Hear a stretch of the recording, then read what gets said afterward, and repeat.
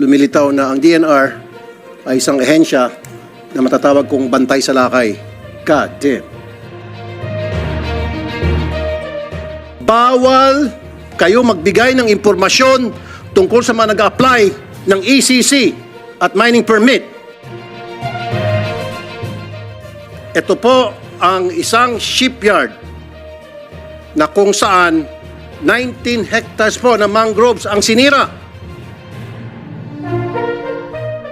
Mag-apply muna sila, once na-approve na application nila, saka pa lang sila magpatayo ng struktura. Yun po dapat ang patakaran. Yun po yung... Sa magkanong kadahilanan, siguro po, ang katanungan ko doon, follow-up. Ito pang masaklap, libre na nga ang pagmina nila ng black sand doon, karamihan ay from China, and then ibinebenta pabalik sa ating gobyerno. Anong klaseng kabalastugan po yan? Nung last budget hearing, Secretary Lizaga, na pag-usapan natin to, and you did promise na you-look into it, or better off, ipapahinto yun, anak ng dagat. Sana ba? Tuloy-tuloy pa rin. Ang DNR, ang ahensya ng gobyerno na natasang pangalagaan at bantayan ng ating kalikasan. But because of recent events, lumilitaw na ang DNR ay isang ahensya na matatawag kong bantay sa lakay, turo-turo style.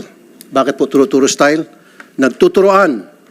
Kapag kami po ay tumawag sa DNR para mag-usisa, mag-imbestiga tungkol sa mga illegal structures, tungkol sa mga paglapastangan sa ating mga kalikasan, nagtuturoan.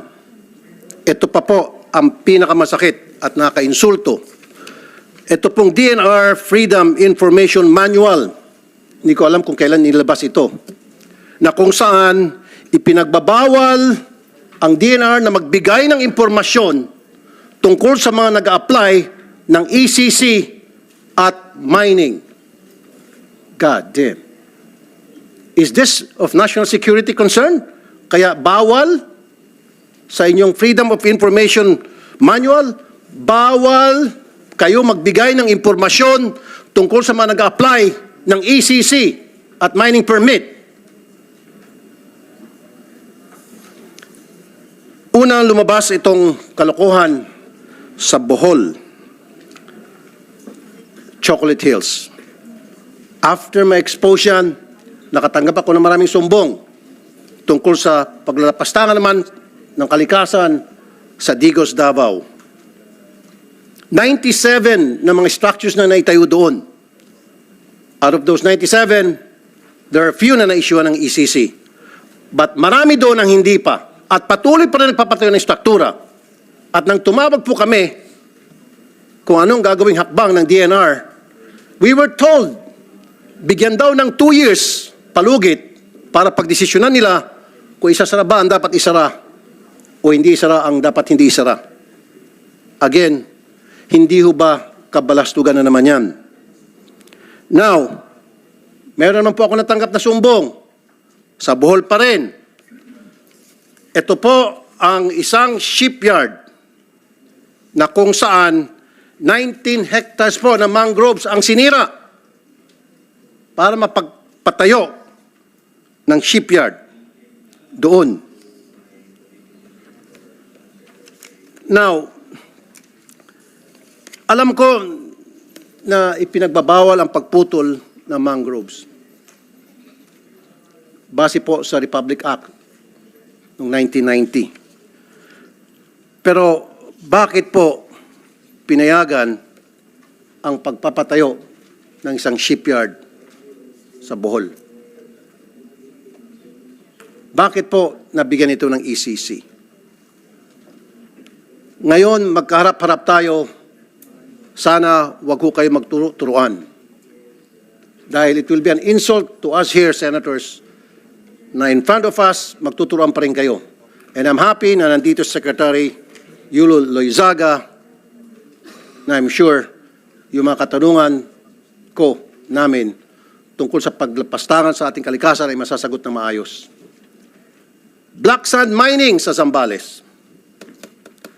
Nung last budget hearing, Secretary Lizaga, na pag-usapan natin to, and you did promise na i-look into it or better off ipapahinto yun? Anak ng dagat. Sana ba? Tuloy-tuloy pa rin ang paglapastangan sa ating black sand sa Zambales. Ito pang masaklap, libre na nga ang pagmina nila ng black sand doon, karamihan ay from China, and then ibinebenta pabalik sa ating gobyerno. Anong klaseng kabalastugan po yan? Ibinebenta sa reclamation dyan sa Pasay at sa iba pang mga reclamation sa iba't ibang parte ng Pilipinas.